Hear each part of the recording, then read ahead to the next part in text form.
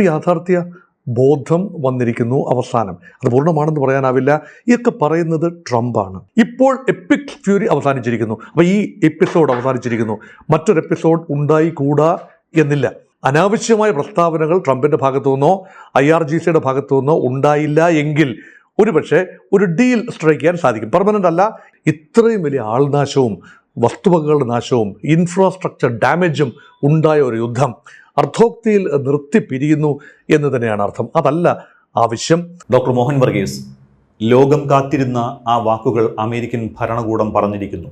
Operation EPIC Fury അവസാനിപ്പിക്കുന്നുവെന്ന്, അതായത് യുദ്ധം അവസാനിക്കുന്നു എന്ന്. യുദ്ധം തുടങ്ങിയവർ തന്നെ അത് പറയുമ്പോൾ വിശ്വസിക്കാതെ തരമില്ലല്ലോ. ഇറാനുമായി നേരിട്ടുള്ള ചർച്ച ഉടൻ ഉണ്ടാകുമെന്ന് ട്രംപ് സൂചിപ്പിച്ചിട്ടുമുണ്ട്. മറുവശത്താകട്ടെ US പ്രസ്താവനകളോട് ഇറാൻ പോസിറ്റീവായി പ്രതികരിക്കുകയും ചെയ്തതോടെ ഒരിക്കൽ നിലച്ചുപോയ സമാധാന നയതന്ത്ര നീക്കങ്ങൾ സജീവമാകുമെന്ന് ഉറപ്പായിട്ടുമുണ്ട്. അതിൻ്റെ സൂചനകളാണ് കഴിഞ്ഞ ദിവസം പ്രകടമായത്. ആണവ പദ്ധതിയും ഹോർമുസും ഉൾപ്പെടെയുള്ള വിഷയങ്ങളിൽ തീരുമാനമാകുമെന്നാണ് റിപ്പോർട്ടുകൾ വരുന്നത്. ഒരു നീണ്ട നാളത്തെ സമാധാനത്തിന് വഴി തെളിയുകയാണോ?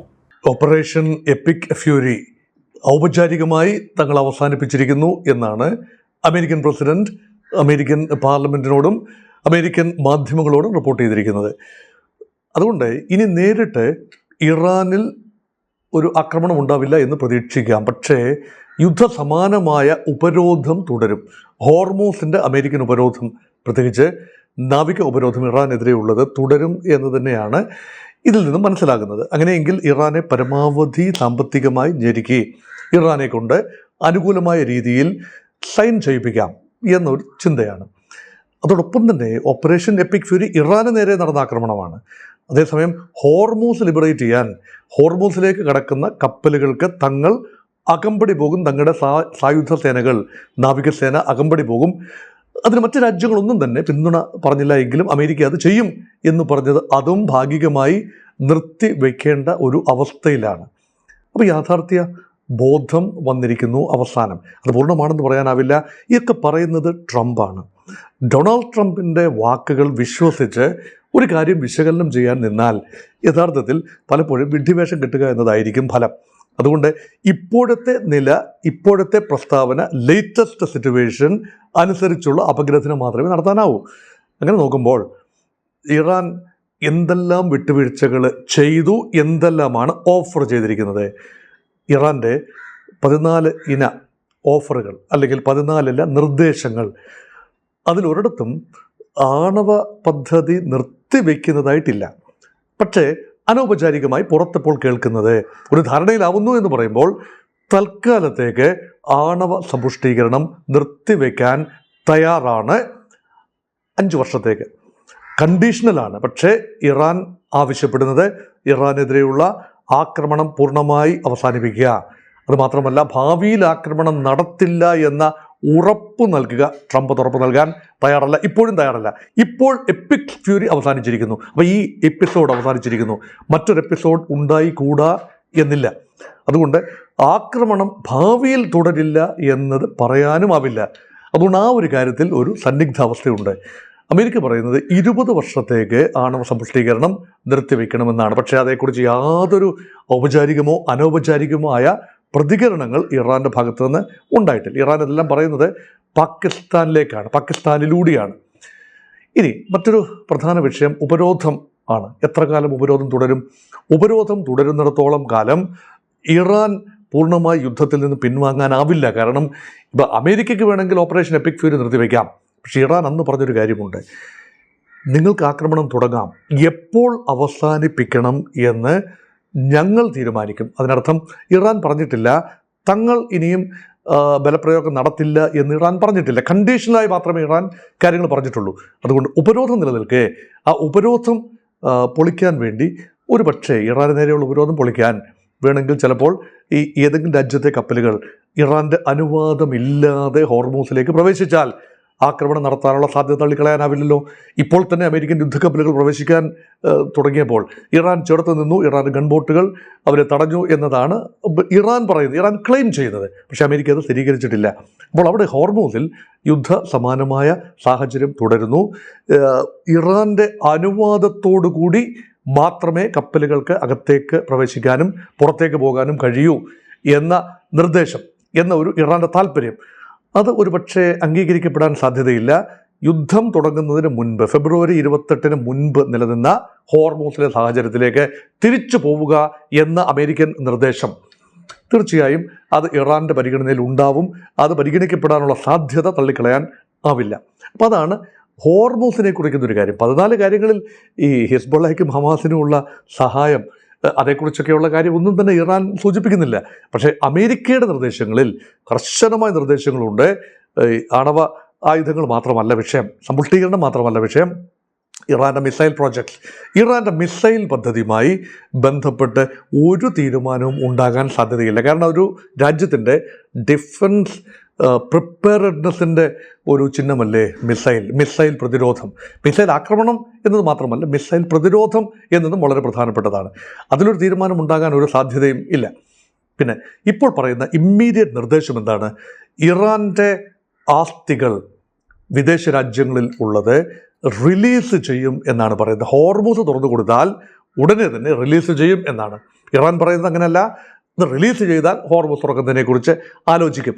അവിടെയും അടുത്തടുത്ത് വരുന്നു.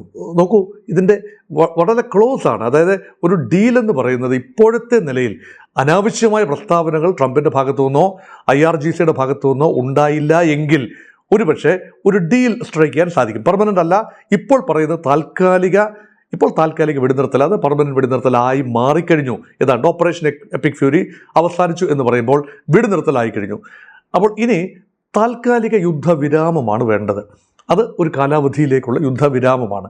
പക്ഷേ അതല്ല ആവശ്യം. താൽക്കാലിക യുദ്ധവിരാമ സമയത്ത് നിരന്തരമായി ചർച്ചകൾ, സംഭാഷണങ്ങൾ, 1-2 റൗണ്ട് ഒന്നുമല്ല, നിരന്തരമായ സംഭാഷണത്തിലൂടെ ഒരു പെർമനൻറ്റ് സെറ്റിൽമെൻറ്റിലേക്കും ഓൾ ഇൻക്ലൂസീവ് സെറ്റിൽമെൻറ്റിലേക്കും എത്തേണ്ടതുണ്ട്. അതിനുള്ള സമയമാണ്, നിർണായകമായ സമയമാണ്. അതൊരു മാസത്തോളം എടുക്കുന്ന പ്രക്രിയയിലൂടെ സാധിക്കും എന്ന പ്രതീക്ഷയാണ്. അതിന് ഇസ്ലാമാബാദ് മാത്രമാവുമോ കേന്ദ്രം എന്ന് പറയാനാവില്ല. മറ്റ് രാജ്യങ്ങൾ ഇതിൽ എത്രത്തോളം, ചൈന ആൻഡ് റഷ്യ എത്രത്തോളം ഇൻവോൾവ് ആണ്, അവരുടെ പ്രതിനിധികൾ ഏതെങ്കിലും സമയത്ത് രംഗത്ത് വരുമോ? ചർച്ചകൾ വഴിമുട്ടുമ്പോൾ, ഏതെങ്കിലും കാരണവശാൽ ചർച്ചകൾ വഴിമുട്ടിയാൽ ചൈനയുടെയും റഷ്യയുടെയും നയതന്ത്ര സഹായം, സൈനിക സഹായമല്ല, നയതന്ത്ര പരിഹാരത്തിനുള്ള സഹായം അമേരിക്കയ്ക്ക് തേടേണ്ടി വരും. കാരണം ഇറാനെ കൺവിൻസ് ചെയ്യുക എന്നത് പ്രധാനമാണ്, ഇറാൻ ഉറപ്പുകൾ കൊടുക്കുക എന്നത് പ്രധാനമാണ്. ഇറാൻ മറുപക്ഷത്തു നിന്നും ചില ഉറപ്പുകൾ ന്യായമായും പ്രതീക്ഷിക്കുന്നു. ഇറാൻ ഒറ്റയ്ക്ക് നെഗോഷിയേറ്റ് ചെയ്താൽ ഒരിക്കലും അമേരിക്കയുടെ കടുംപിടുത്തത്തിൽ നിന്നുകൊണ്ട് ഇറാൻ അനുകൂലമാകുന്ന, ഇറാൻ സ്വീകാര്യമാകുന്ന ഒരു നിലപാടിലേക്ക് അമേരിക്ക എത്തില്ല. അതുകൊണ്ടാണ് ഒരിക്കലും ഇതൊരു പൂർണ്ണ വിജയമോ പൂർണ്ണ പരാജയമോ രണ്ട് കൂട്ടർക്കും ആവില്ല. അങ്ങനെ ഒരു പരിഹാരം, ഒരു ശാശ്വതമായ പരിഹാരവും ആവില്ല. അതുകൊണ്ടാണ് ഹോർമൂസ് കടലെടുക്ക് ഇപ്പോഴും സംഘർഷഭരിതമാണ്. പക്ഷേ എണ്ണവില അന്താരാഷ്ട്ര വിപണിയിൽ കൂപ്പുകുത്തിയിരിക്കുന്നു. കാരണം കഴിഞ്ഞ ഒരു ദിവസം തന്നെ 10% വിലയാണ് കുറഞ്ഞത്. അതുകൊണ്ട് തീർച്ചയായും $100 താഴേക്ക് എണ്ണവില, അതായത് ക്രൂഡ് ഓയിലിൻ്റെ ബാരലിനുള്ള വില താഴുമ്പോൾ ഇന്ത്യക്ക് ആശ്വസിക്കാൻ വകയുണ്ട്. അപ്പോൾ ഇതിലേക്ക് എത്തി നിന്ന സാഹചര്യങ്ങൾ ഒന്ന് നോക്കൂ. യുണൈറ്റഡ് അറബ് എമിറേറ്റ്സ് ഒപ്പക്കിൽ നിന്നും മാറുന്നു.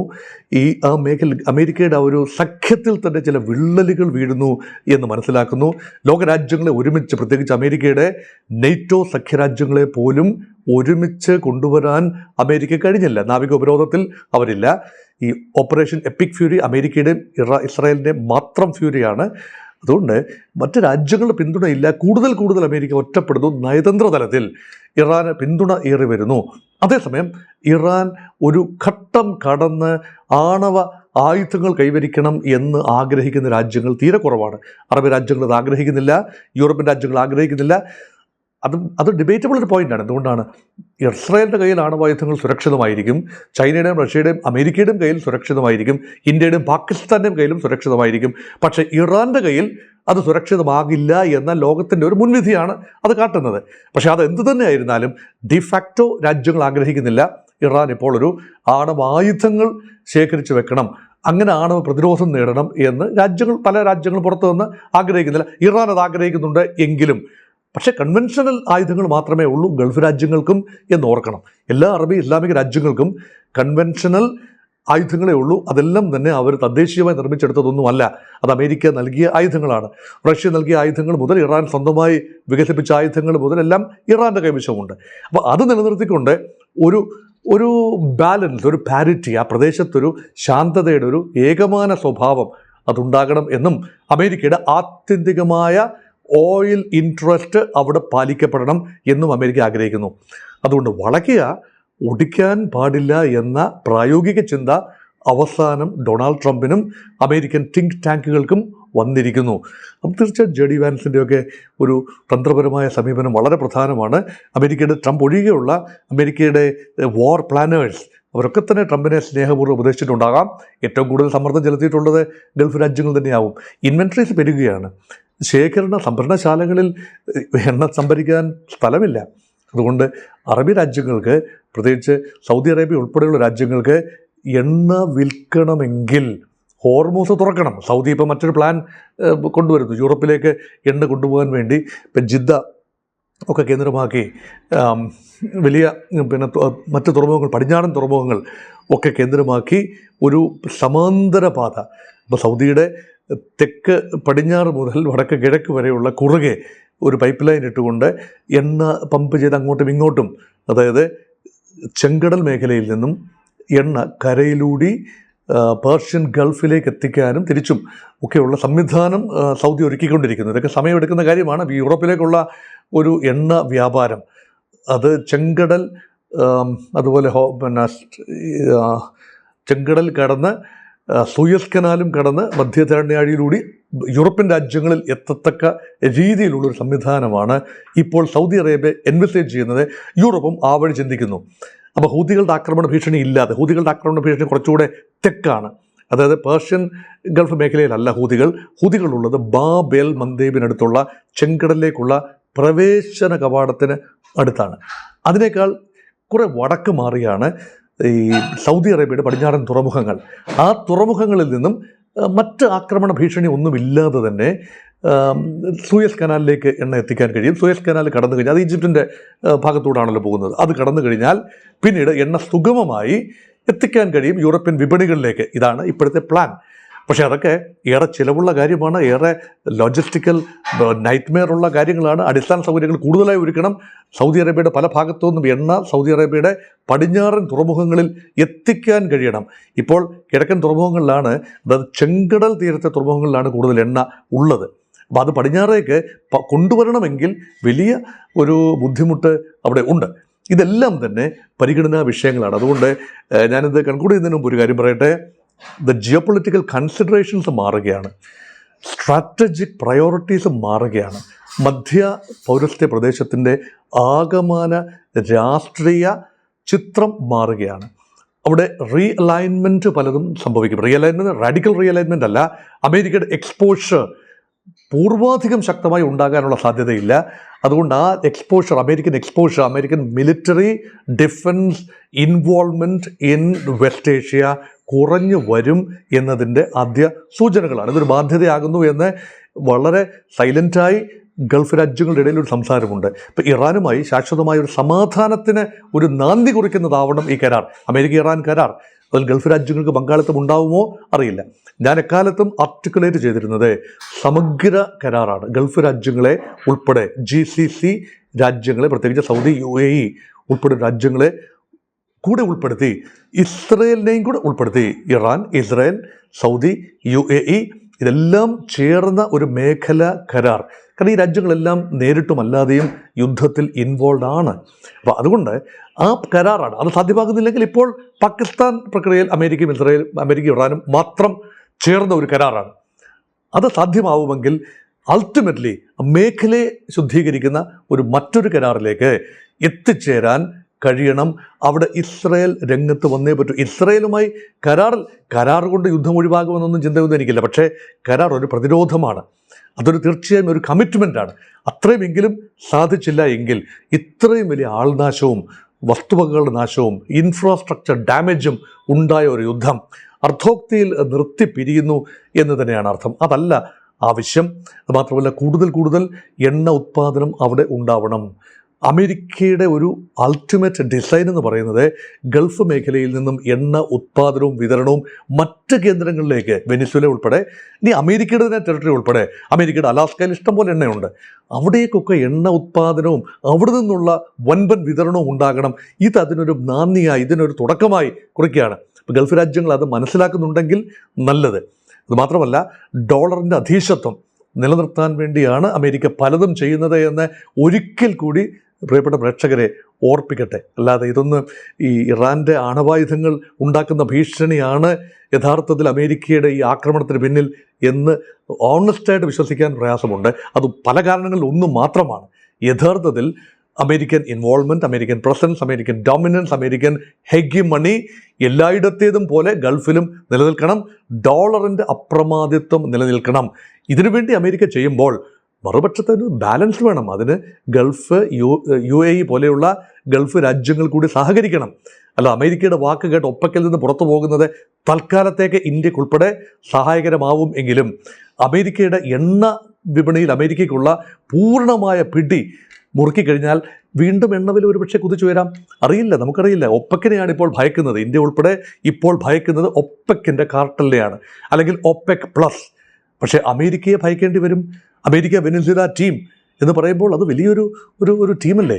അപ്പോൾ അതുകൊണ്ടാണ് ഞാൻ പറയുന്നത്, ഈ യുദ്ധം അവസാനിക്കുന്ന ഘട്ടത്തിലാണ്. അതുകൊണ്ട് യുദ്ധത്തെക്കുറിച്ച് ഇനി അധികം സംസാരിക്കേണ്ട ആവശ്യം ഒരുപക്ഷെ ഉണ്ടാവില്ല എന്ന് പ്രതീക്ഷിക്കാം.